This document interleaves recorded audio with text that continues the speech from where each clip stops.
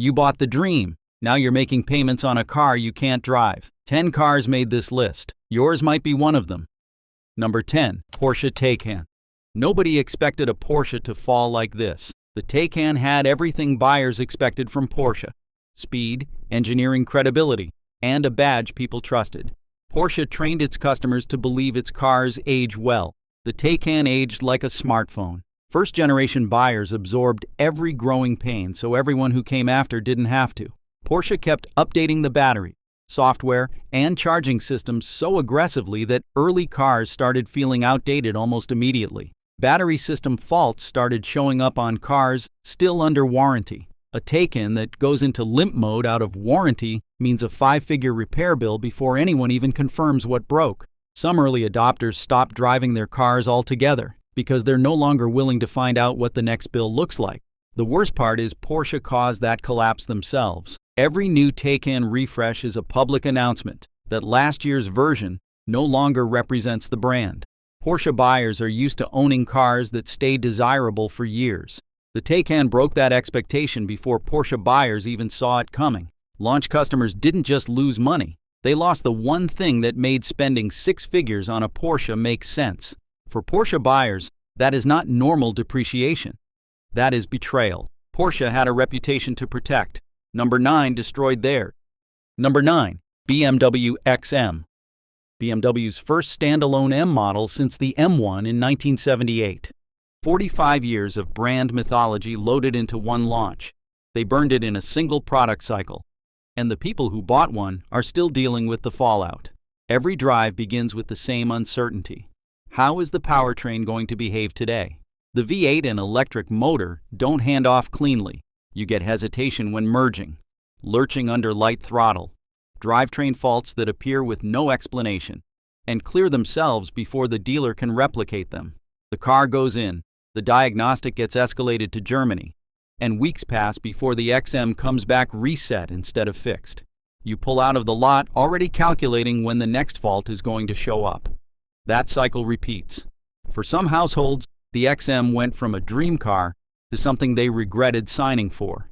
The numbers made it worse. A 6-figure SUV with 31 miles of electric range, in a segment where rivals were offering nearly double. Serious BMW buyers walked straight to a Cayenne instead. The ones who stayed are still waiting for an owner community to form around shared fixes. It never did. BMW didn't discount the XM like a slow seller. It discounted it like a car it was embarrassed by. Now BMW is pivoting hard toward its next electric SUV generation and pretending the XM never happened. BMW had problems. Aston Martin had bigger ones. Number 8. Aston Martin DBX.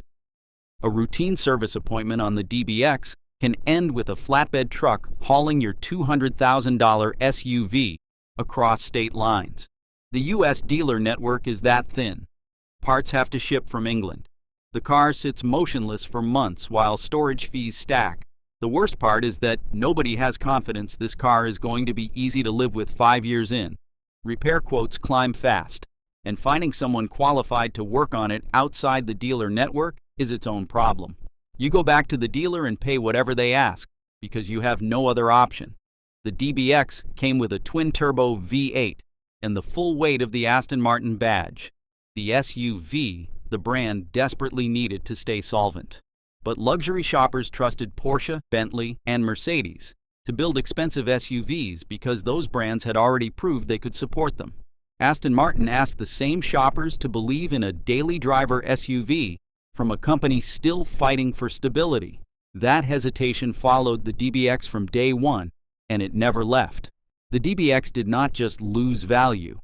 It exposed the difference between buying a badge and trusting the company behind it. Number 7 didn't even have support to lose. Number 7. Tesla Model S Plaid. The Model S Plaid launched as the fastest production sedan ever built. 1,020 horsepower, 0 to 60 in under 2 seconds. $135,000 to own the undisputed top of the EV hierarchy. Tesla itself is what dismantled that position. Tesla cut Model S pricing repeatedly through 2023 and 2024. Every cut happened overnight with no warning and no protection for existing customers. A 2021 Plaid now lists around $55,000. And the people who paid $135,000 watched $80,000 disappear from their asset, while Tesla moved on to the next announcement. Then real competition arrived. The Lucid Air Sapphire, the Rimac Nevera, and electric AMGs. The car that was supposed to feel permanently ahead suddenly felt like yesterday's headline. Collision exposure turned a bad situation into a worse one. A fender bender on a Plaid can produce a total loss assessment, not because of structural damage, but because the repair estimate on aluminum bodywork and battery systems now exceeds what the car is worth on resale data. Battery replacements can hit $20,000, and insurance alone runs into the hundreds every month. The risk isn't that the car breaks, it's that a single insurance event totals it. So drivers end up making a calculation nobody told them they'd ever have to make. Don't drive it too hard, don't park it anywhere risky, don't let anyone near it. The fastest sedan ever built, now parked like something too fragile to drive. That's what a six-figure EV collapse looks like. Number 6 shows what happens when the value was never there to begin with. Number 6. Maserati MC20. Dealers were discounting new MC20s $40,000 below sticker price before most people had seen one on the street. Some sat on lots with delivery miles. Registered once and parked, now technically classified as used. A car at this price should feel like something the world hasn't caught up to yet. The MC20 never got that. Anyone who paid MSRP at launch lost enough to buy a serious sports car outright. The MC20 launched with 621 horsepower, a brand new twin-turbo V6 that reviewers called a genuine Ferrari rival, and the promise of Maserati's full return to serious performance. The Nettuno engine is genuinely new, which is the problem. Nobody outside Modena has meaningful real-world service data on it yet. A drivetrain fault on a Ferrari or Lamborghini moves through a system that's been refined over decades. On an MC20, the same fault becomes a months-long event, with parts that don't exist outside Italy. Exotic car buyers expect the support system behind the car to feel just as premium as the car itself. Ferrari buyers stayed with Ferrari. Lamborghini buyers stayed with Lamborghini. So the MC20 ended up trapped in between. Exotic car pricing without the dealer depth, resale strength, or buyer loyalty that usually protects cars in this class. The scarcity that was supposed to protect the value was gone before the car built any story around itself. Number 5 lost value just as fast and sent you a $6,000 insurance bill while it happened. Number 5. Mercedes-AMG GT 63S. The AMG GT 63S combines a hand-built twin-turbo V8 with 4-door practicality. On paper, one of the most complete performance sedans ever built. In practice, the repair bills hit from directions nobody warned you about. Brake jobs can hit $4,000, and tires alone cost another $2,500 a set. A failed coil pack spirals fast because the engine bay is packed so tightly that reaching one component means taking apart half the front end. A small issue becomes a $7,000 repair. Insurance alone clears $6,000 a year, and that's before ownership throws anything unexpected at you.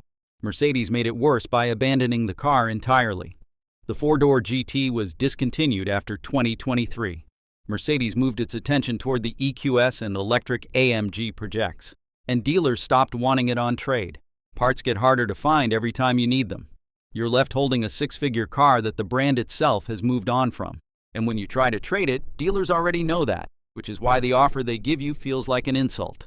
Number 4 was built on Porsche's platform and still lost $90,000 in 3 years. Number 4. Audi e-tron GT. A 2022 e-tron GT that sold for $140,000 is now trading at auction for around $50,000. That's not a used car discount. That's $90,000 gone in 3 years. And the buyers who lost that money thought they were making the smart call. The e-tron GT was built on the Porsche Taycan platform with 800-volt charging and genuine driver focus. It didn't fail because it was slow. It failed because buyers couldn't explain why it cost Taycan money without Taycan status. Too expensive to feel like an Audi lease car, but not special enough to hold Porsche-like value. When Tesla slashed EV prices across the segment, Audi had to support the car with incentives that made early adopters look exposed. Trade-in desks were treating it like a discount lease return. But the number that sticks isn't the trade-in quote. It's the look on the dealer's face when he gives it. You walked in owning what felt like a serious machine. You're walking out with the same feeling as someone who bought wrong. And number 3 shows what happens when the brand itself might not make it to the end of the decade. Number 3. Maserati Grecale. Stellantis is already reviewing Maserati's entire future. If the brand doesn't survive the decade, the Grecale becomes an orphan.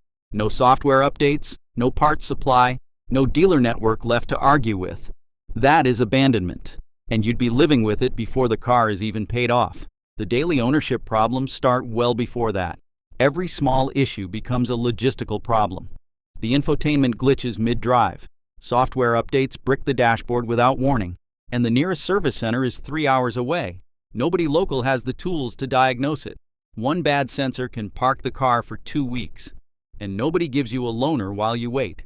People who paid full price watched resale listings collapse almost immediately. And even worse, the company behind the car may not be there to fix what breaks next. That is damage control, not ownership. The Grecale is a slow burn. Number 2 hits you overnight, with no warning and no way back. Number 2. Mercedes-Benz EQS. Mercedes loaded the EQS with a massive hyper-screen, massage seats, and air suspension, and sold it as a genuine technological statement at $130,000. The marketing promised the future of the S-Class, but within a year, reality caught up. Mercedes did not misjudge luxury. It misjudged how much trust people would place in screens, sensors, keys, and updates. The hyperscreen freezes mid-drive. Driver assistance systems throw errors that clear themselves and come back. There are reports of customers getting locked out of their own cars because the digital key stopped working overnight. Mercedes pushes OTA updates that patch one thing and break something else. The fear here is specific. It's not that the car won't accelerate, it's that the screen everything depends on might not boot. Dealers are drowning in returned EQS leases. Mercedes did not just lower the price. It told every used shopper to wait, negotiate, and never pay flagship money. The technology that was supposed to make it special became the thing everyone complained about. The problem is not that the EQS feels cheap. It is worse than that. It feels temporary. Number 1 rewrote what the dream actually costs. Number 1. Range Rover P530 Autobiography. The P530 Autobiography sells the dream better than almost any other vehicle on the road. Hand-stitched leather, genuine off-road engineering, and a badge that carries real weight in every parking lot on Earth. Then ownership begins. The failures are specific, and they're recurring. Drivers walk out in the morning to find the air suspension has collapsed overnight. The P530 sitting tilted in the driveway. No explanation, just a repair bill before the week starts. Others are cruising the highway when the infotainment system reboots without warning. Backup camera gone, climate controls unresponsive, the digital gauge cluster blank, all while the car is moving at speed. The fear with the Range Rover is not dramatic. It is basic. Will it start in the morning? Plenty of P530 households keep a second car, a cheaper, simpler car, parked at home for exactly that reason. Out-of-warranty service is punishing in a way that surprises even experienced luxury customers. Brakes run $4,000. A suspension overhaul hits $12,000. Independent shops turn the work away because the diagnostic hardware alone costs $30,000 to own. So people go back to the dealer and get estimates that look like a second mortgage, and then face the hardest part, trying to sell it, only to find out the exit is nearly as expensive as staying. That's the trap the P530 sets. People spend years working toward this car, only to find out ownership feels nothing like what they imagined. Second-hand buyers know everything you now know, and they're pricing accordingly. The car they worked toward became the thing they're desperate to escape. Which one surprised you most? Drop it in the comments. If you know someone shopping for one of these right now, send them this before they sign anything. Subscribe and hit the bell icon. The next one covers cars that look safe on paper and aren't. See you there. Thanks for watching.